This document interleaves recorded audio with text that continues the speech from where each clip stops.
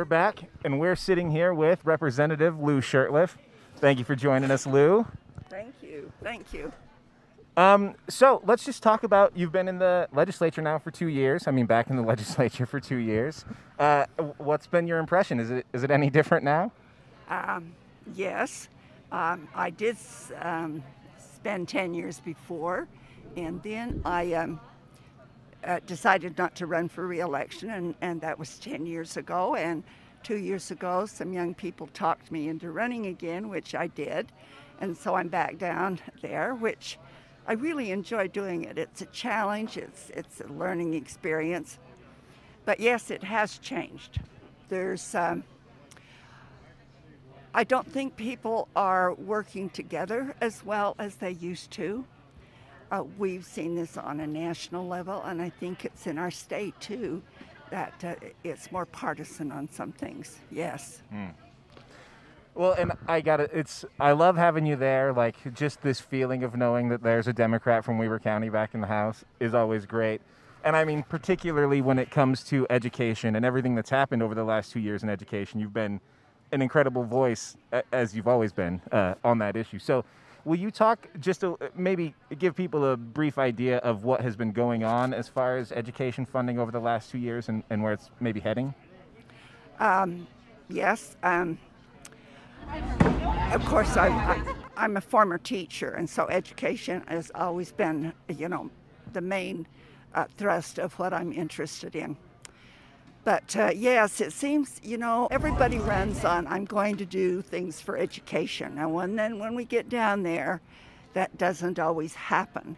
Mm-hmm. Education is funded completely by state and corporate income taxes. And that has been since 1931. It's just, some good statesmen back there said, let's make sure this is the fund to cover public education. Well, it seems like they've cut the income tax. It's more important for somebody to get a little bit more tax money back than to be sure we have funding for education. We are now still the lowest in the nation per child on education. But now they have, on the ballot, you are going to see Constitutional Amendment G, which is now going to let social services take money out of the education fund. Wow. And it's just like, excuse me, that's not what we need to do. We need to keep that income tax whole.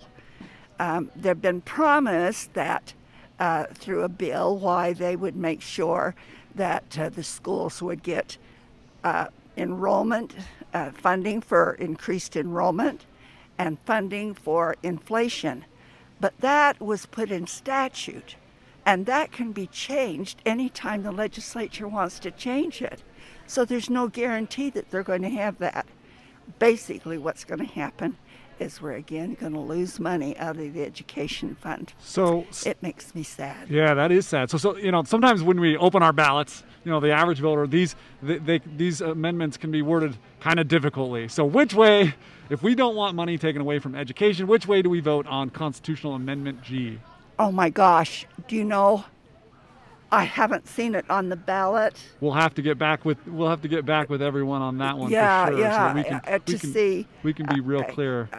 Cheryl Allen had a piece in the Standard this morning, and as I remember, she said against. So I'm thinking. It sounds like they're trying to take money away from that and put it somewhere else. So we would want to vote against that. Against that amendment. Want to double check. Yes, indeed. That for sure. Well, and do you feel like education has lost support in the Capitol?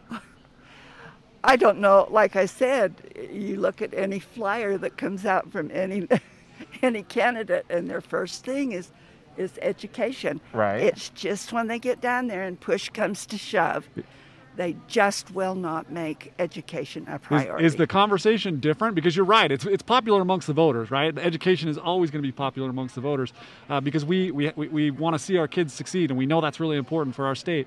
But is the conversation just different? Is it just not a top priority? Why can't we make progress on that? What's a little bit this year, but this is not usually what happens. But this year, we had more money in the education fund. There's actually two funds, the general fund and an education fund. And we had more money in the education fund than the general fund. They had lost quite a bit through sales tax and whatnot. And that was a little bit of this push. But I just have not figured out why they just don't leave it alone. The general fund would come back. They could actually cut. There's business that gets exemptions. If they would go through those, take some of those exemptions off, which they should do, they would have plenty of money in the general fund side. And quickly, how do you feel about what has gone on with the COVID response in the state government and with the legislature, sort of how they've sort of gotten themselves involved in that process? Well, do you think that they are prioritizing what they need to be? Well, evidently not, because of what's happened in Utah County.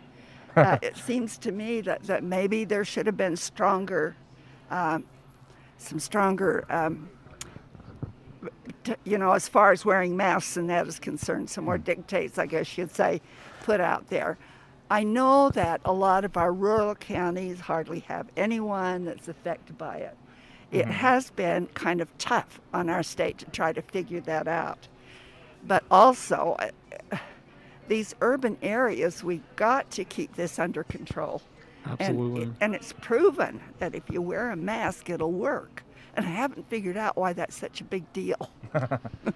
And as a former school teacher, how are you feeling about kids in school and teachers during this time, and how they are able to manage a classroom and COVID? And have you spoken with other teachers about that? Do you know, I have not, but I've kind of watched the news more than anything. Boy, that's a tough one. It is tough, isn't it? It is. There's some schools where the parents are pushing, I want my child in class, and there's others that saying, no way. And then teachers, though, are often having to do both. They're having to teach in class, then they have to get ready and teach remote.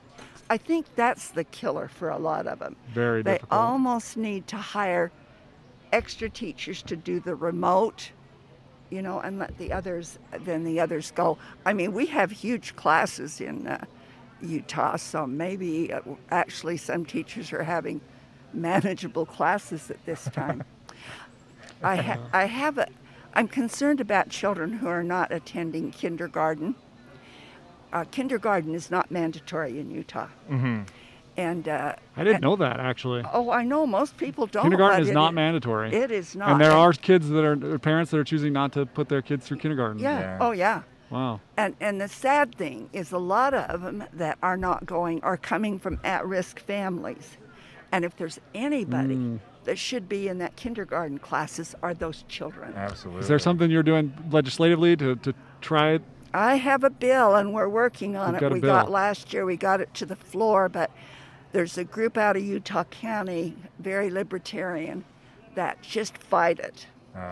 And they have threatened lawmakers, that if they pass it, they'll be sure to take them out. I mean, it's really sad, but that is exactly what's happened. Wow. So I'm working with an attorney, and I'm working with some other people to see if there's some way. In Ogden, we have about 35 families who have been in poverty, in the cycle of poverty, and they're working with them to get them out of that cycle, and they're very successful. They've been able to get people, working and that kind of thing. But one thing that's not happening is those children are not going to kindergarten, and they can't say they must be there. It's something that they don't have to do. I didn't know that. That's those little guys need to be there. Well, Lou, I really appreciate you stopping by and chatting with us today. Yeah, thanks so much for everything you do, and we'll continue to do, and good luck, and great to see you. Hey, thank you for having me. I appreciate it.